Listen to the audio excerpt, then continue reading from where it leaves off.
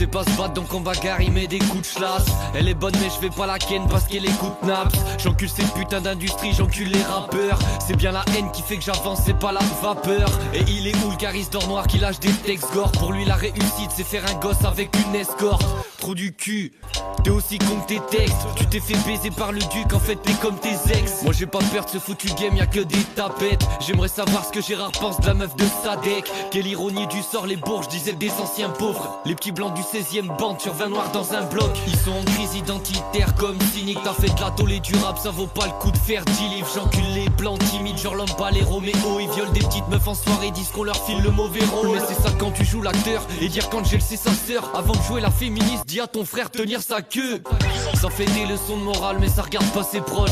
Ils disent tout pour la daronne en frimant dans des Porsche. Dites à Zola que j'étais assez plus dur sans cheat code. Rapper comme la New Gen, c'est des plugins sur une voix de Chipmunks. Et sur la lune, Khalid Jouel, on dirait qu'ils ont plus d'air. Je respecte Runa, Jeune Crack, NES et Luther. Benjamin Epps qui fait le carry, qui se prend pour Westside Gun. Lino qui défonce Bouscapé et Fif qui ferme sa gueule. Mo à la squale qui tape sa meuf. Giorgio qui fait le poète. Nino qui claque sa thune en pub pour Chandon et Moët. Si Mélenchon faisait du rap, ce serait Orelsan. Ça joue les mecs de gauche, ça rappe dans des apparts à Versailles. Ils ont le niveau de Marseille, rapper la rue c'est surfait. Dans le rap y'a plus de putes qu'au 36 quai des orfèvres.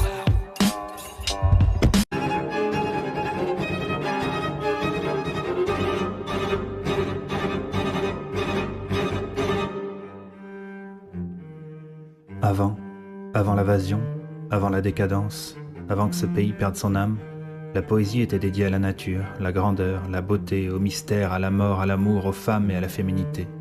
Et comme tout ce qui a fait notre civilisation, la poésie est morte. Et le seul souvenir qu'elle nous ait laissé, c'est l'odeur de son cadavre. Cette odeur s'appelle le rap. C'est la nouvelle poésie, la poésie qu'on mérite. Et c'est vrai qu'on peut au moins lui reconnaître qu'elle est la parfaite représentation de notre époque. Une poésie qui ne célèbre plus la beauté, ignore tout de la nature, pervertit l'idée même de grandeur, se rit de l'amour et humilie les femmes.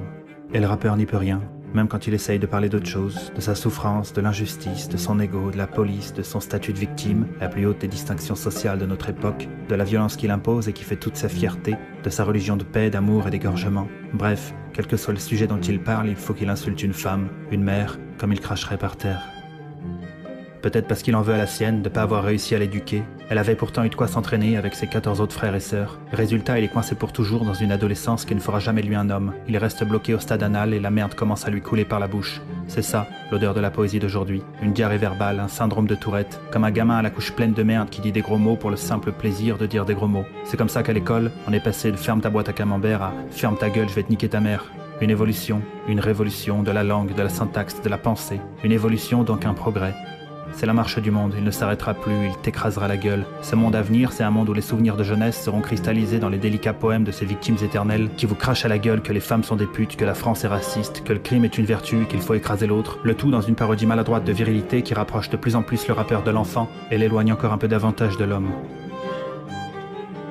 Le rappeur est le grand promoteur de la médiocrité, de la paresse et de la facilité. Il n'apprend rien, ne développe aucune compétence technique et finit sa carrière aussi ignorant qu'il l'a commencé. Il est tellement habitué à être nourri par le travail des autres qu'il délègue la création de sa musique et jusqu'à sa propre voix à des machines. Des machines japonaises d'ailleurs.